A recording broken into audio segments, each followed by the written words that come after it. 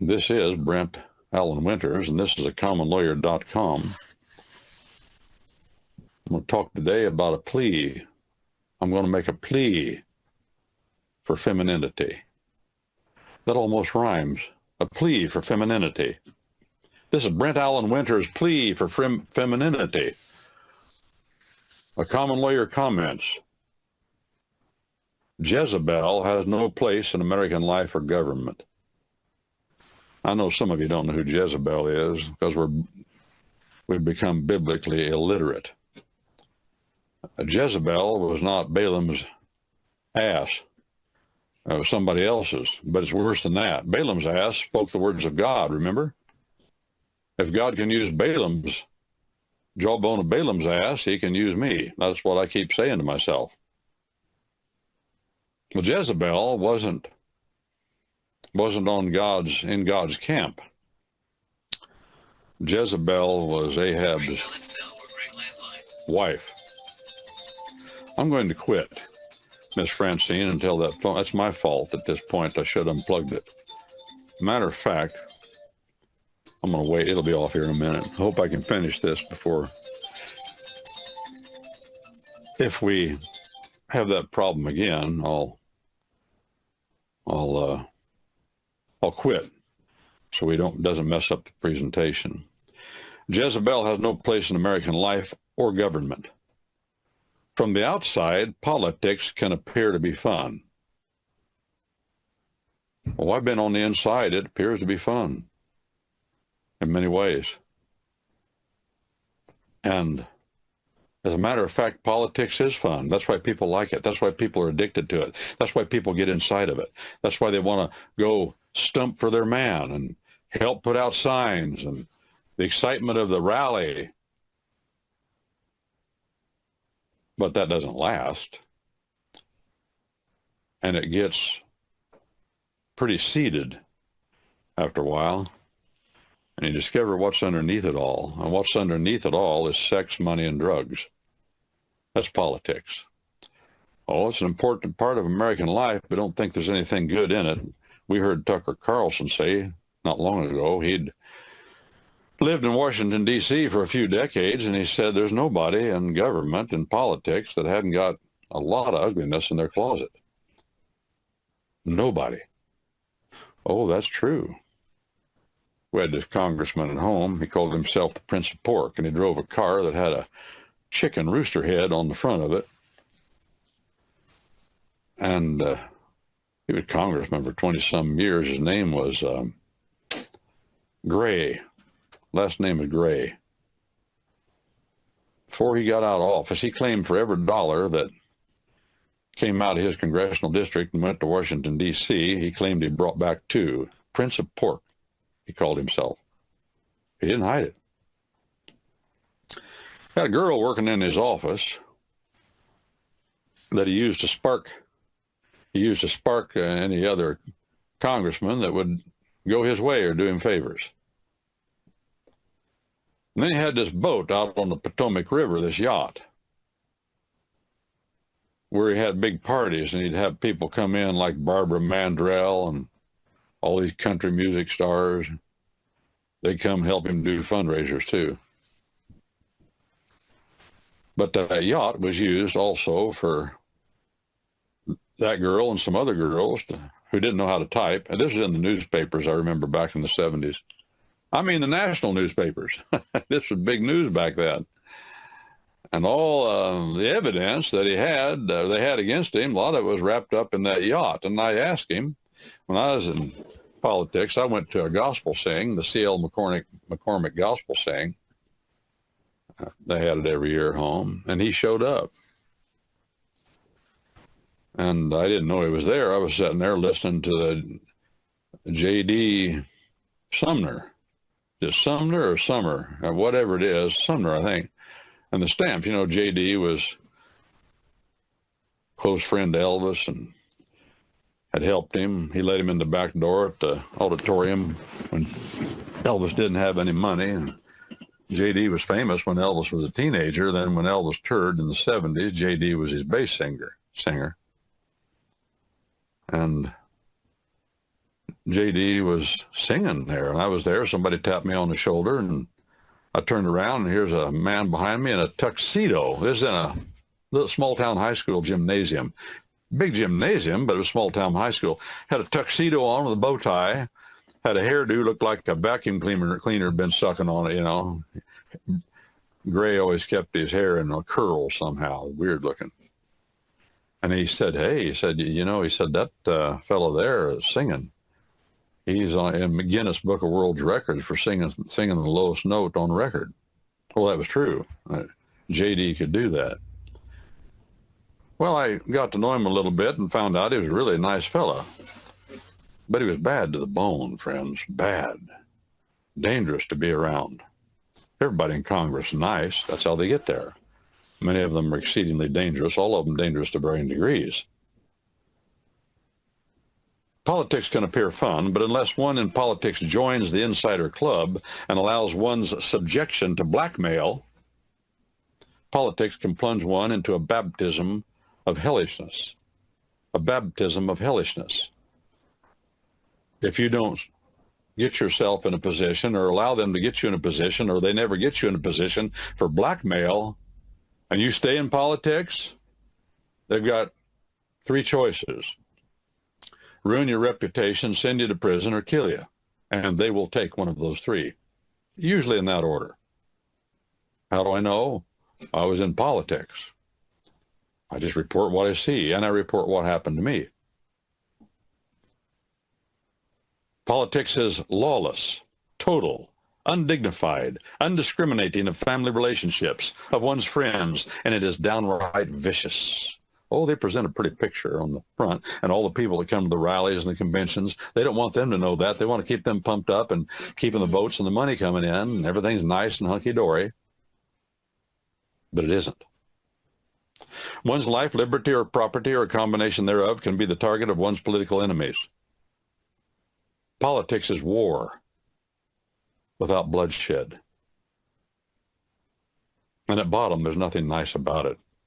It's vicious and without dignity. It's the law of the polis, the city, of majorities and dungeons,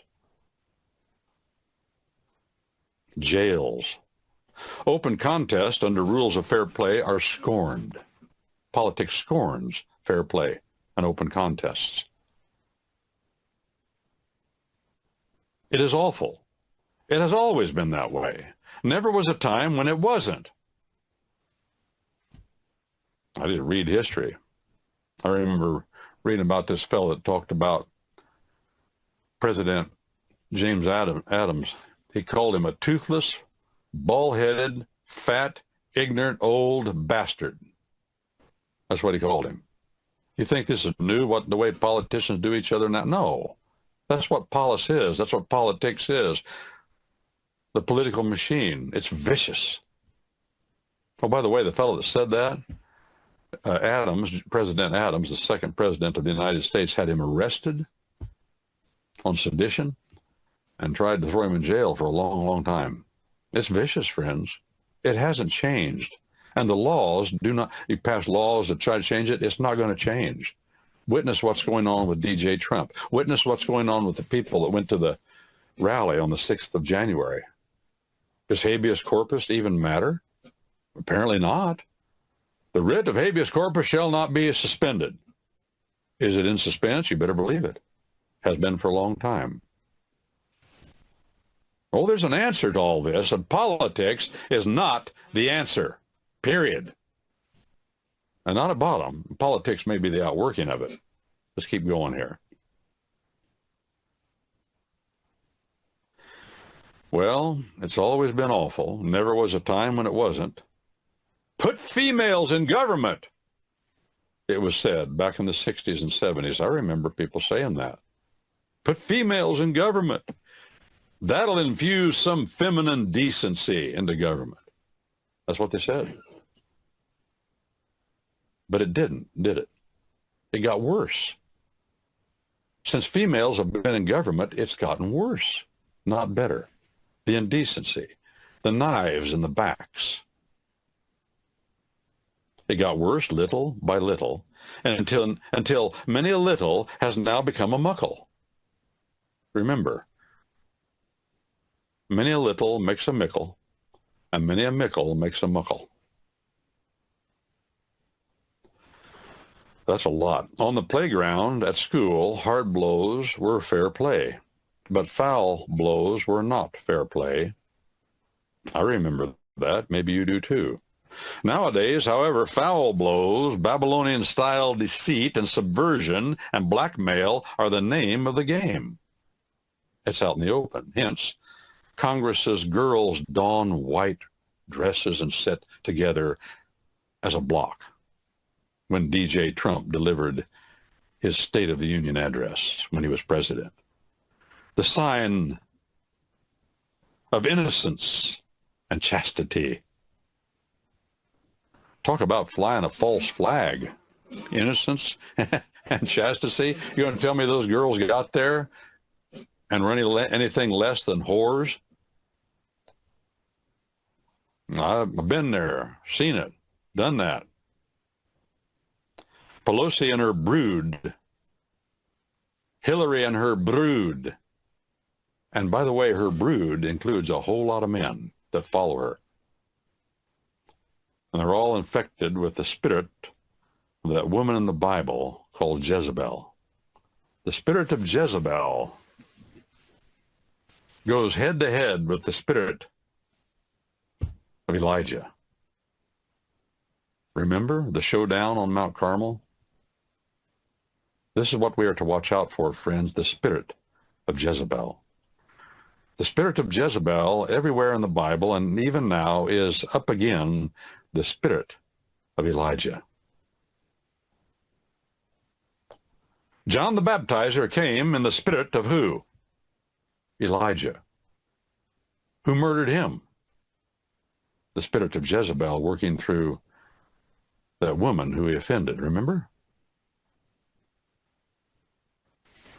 Well, the devil's a clever one. Put females in government and all that feminine kindness will be better instead of this male aggression. This toxic maleness.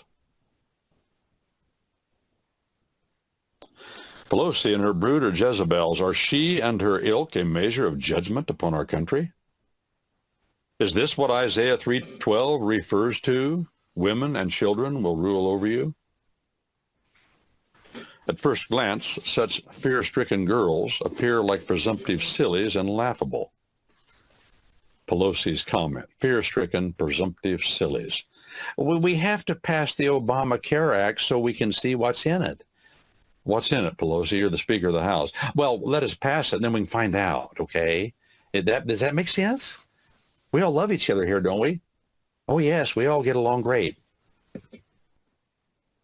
But the results are laughable. Nowadays in Congress, it's female versus male, not the other way around. Pelosi and her gang and her followers and her ilk, again, many of them men, have given into the fear of their imagined boogeyman. What is it?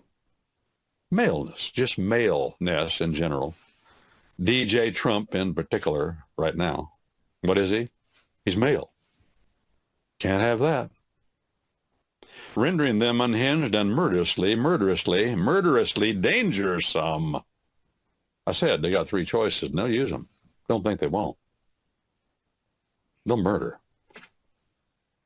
They'll manipulate and murder. Oh, there haven't been 2 pot shots at DJ already, just in this campaign? Of course there have. Probably more in the works. Oh, they'd kill him if they could. Why? Because the only thing that matters to them is the outcome, and they want the outcome they want. They want the outcome they want. What matters to God's man, God's woman? The process. Hey, friends, you stick to the process, you'll get the right outcome. You ignore the process, and the outcome is at any cost, and it doesn't matter anymore. You can do anything you want, as long as you reach this outcome.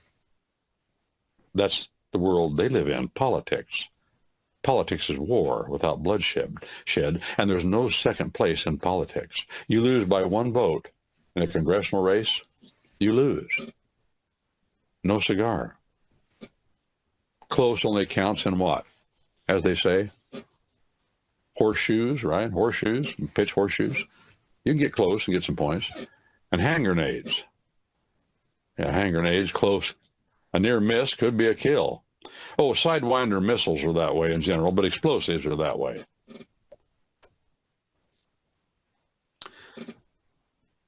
Their undiscriminating and manipulative fingers now hold levers of power. What will they do next?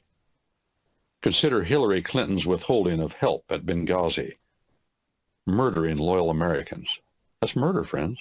The same thing that David did to Uzziah. He didn't directly murder him. He just gave orders to withdraw at the front and heat of the battle. Everybody else pulled back, leave him out there by himself, and see how he does. Well, he didn't. He died. That's what Hillary did. Just withdraw support. That's what President Johnson did.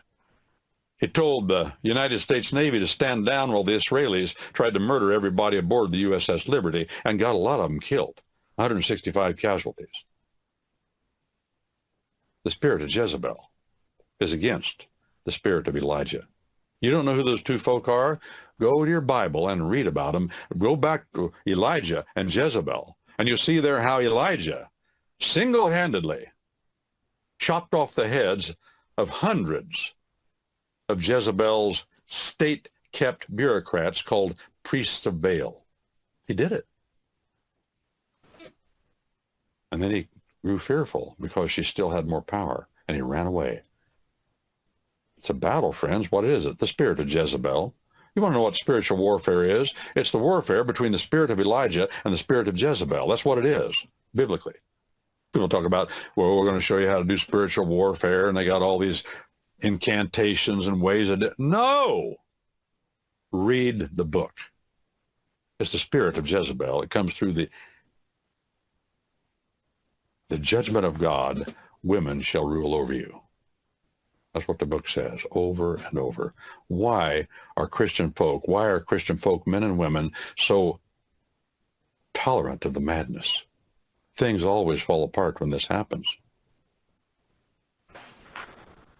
Well, Madeleine Albright, remember her, Secretary of State, Jewish woman. She withheld medicine, murdering millions of children. And I heard her say, after it happened, they asked her, do you think that was the thing to do? She said, well, considering all things, yes, I had to conclude it was worth it.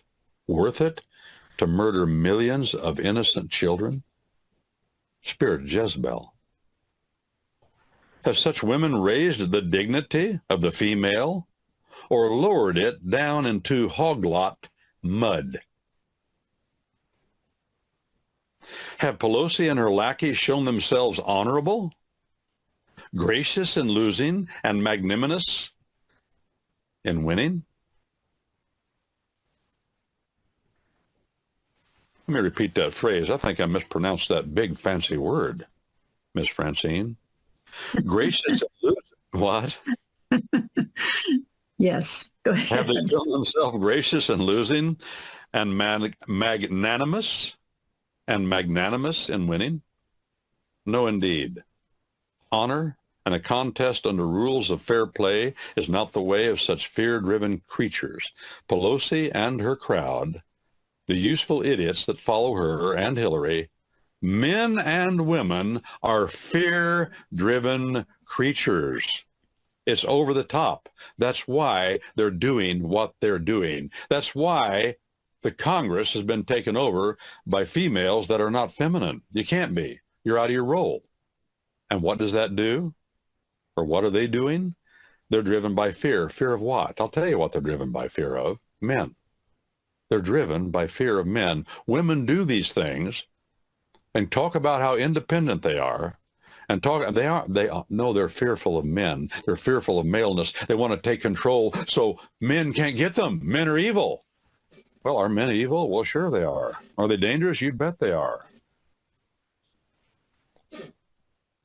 But that's not the answer, God said. And it doesn't work. You can see it's not working. And as this continues, and men are responsible, not women, ultimately. I'm not down on the women. I don't want to fight with the women. It's the men that are following them that I want to fight with. The men that are following them, those are the ones I want to fight with. Those are the ones that should be slapped down. Those are the ones that should be told, spark up, man up, take up some responsibility. And when men drop the responsibility and allow the girls to have it, everything falls apart. That's what's happening here. And women will do it, but they do it out of fear, and they go to seed, they go crazy. Lesbianism is the foundation of all sex perversion.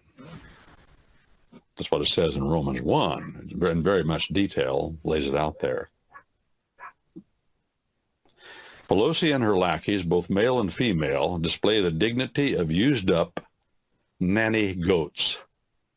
I don't know how else to describe it.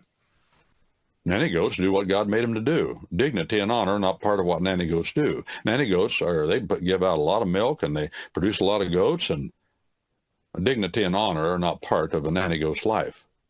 And neither is it about these. They have no dignity and no honor, and have proven it over and over and over. A confident woman, by contrast, a confident woman, is there such a thing?